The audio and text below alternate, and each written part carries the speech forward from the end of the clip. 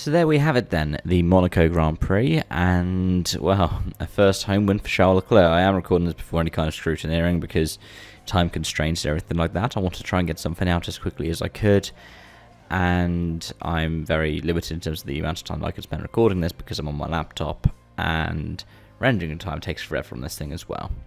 So yeah, first home win for Leclerc. It was almost a given the qualified on pole because, well, Monaco is Monaco. It's not a track well known for its overtaking, though we did see some really good overtakes today, namely by people like Valtteri Bottas, who managed to climb back up to 13th. Of course, we did only have 16 finishes, but it was still a good job by him. Ended up having 2 stops, not the most on the grid. Lance Stroll had 3 because he picked up a puncher. But yeah, I enjoyed the race. It was calm, but it was Monaco, so it still had a little bit out of suspense, especially with Leclerc leading in his track record there. It's his first podium at home, believe it or not, and given that what his first 2 home races were DNFs and his third one was a DNS, yeah, it seems like he might have beaten that Monaco curse after all. The people who will be leaving with some kind of curse will be the drivers who barely made it past the first lap. Well, 3 of them didn't.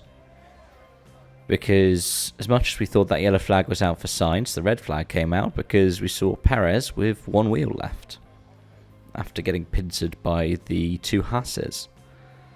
Now, it's been an FIA kerfuddle to figure out whether it was no further action because there wasn't necessarily anything stated to do with it, but it appears like it was, which, I don't know, it's...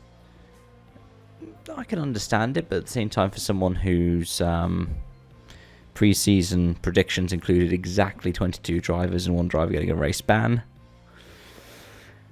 yeah, well, at least we can rest assured with Faman saying that Ocon will be facing consequences for trying to do a Rocket League pose off of his teammate.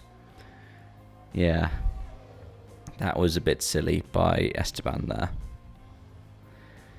But it always seems that whenever Ocon has a crash now, it's with Pierre Gasly, who managed to pick up points today. Fair play to him for 10th. Albon got 2 for Williams, showing again his ability to look after those tyres. Tsunoda beat Ricciardo quite comfortably at what's one of the kind of home races for Ricciardo. But at the same time, those top 4 teams were quite comfortably the top 4 teams.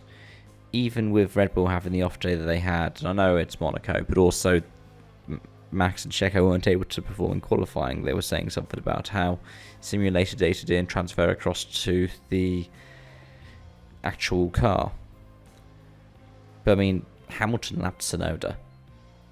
That gives a sense of scale as to the gap between those top 4 teams and the rest of the pack. As for Russell holding off Verstappen, it shows that, again, track advantage is key there. Even fresher tyres can't hold on.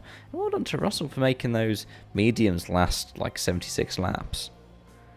But then up at the front, it was the 2 McLarens and the 2 Ferraris. It feels strange to be saying that again in F1, but it's cool to say it again. And Ferrari, who used Assetto Corsa as their simulator, must have gotten something that Red Bull didn't. Because, well, 1st and 3rd.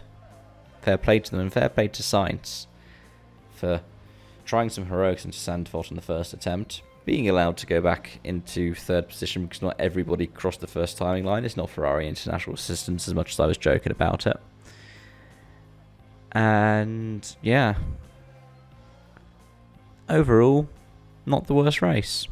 Not even the worst Monaco Grand Prix in this generation of F1 car. Let me know your thoughts in the comment section down below. Thank you so much for watching, and I hope to see you again soon. Bye for now.